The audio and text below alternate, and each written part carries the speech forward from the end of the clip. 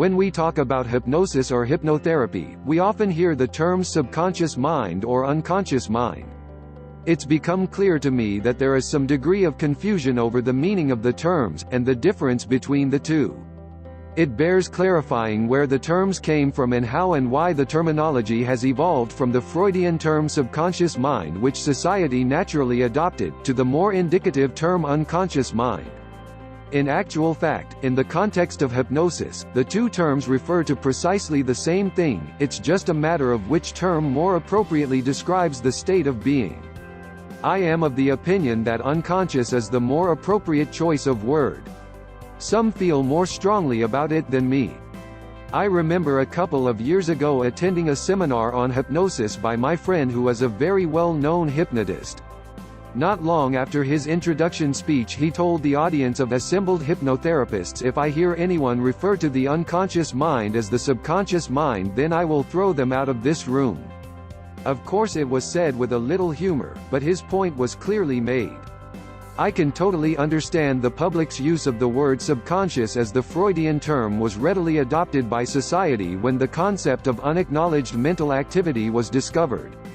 Traditional therapists have historically used the word subconscious, which in my opinion, implies a place that is somehow lessened or belittled, and undermines the power of the unconscious mind. The prefix sub suggests something that is somehow beneath par. On the other hand, the term unconscious spells out clearly that it is in fact a part of the mind that is active without our being aware of it. Outside of the context of hypnosis, people most commonly associate the word unconscious with the state of having completely lost consciousness, or being quite literally knocked out. This is in essence the state of being unaware. By this logic, making reference to the unconscious mind quite appropriately describes the portion of our mind of which we are unaware.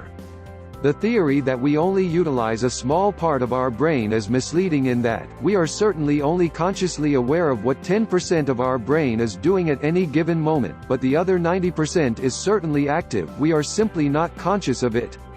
So when you next hear someone say we only use 10% of our brains, challenge them. It's simply not true. Anyway, back to the point. To me, the term unconscious is more complimentary, and more effectively defines the power of this part of our mind that we aren't consciously attentive to. To call it subconscious is to suggest that it has less significance or that it doesn't serve us to an equivalent degree as does our conscious mind. In reality, there is cause to speculate that our unconscious mind may in fact hold greater power than that which we are aware of in our conscious state. And if you want to learn more, I recommend you click the link in the description. And if you like this video, please give it a thumbs up and subscribe and share it with your friends on Facebook and Twitter and Google+. Thank you for watching and see you next time.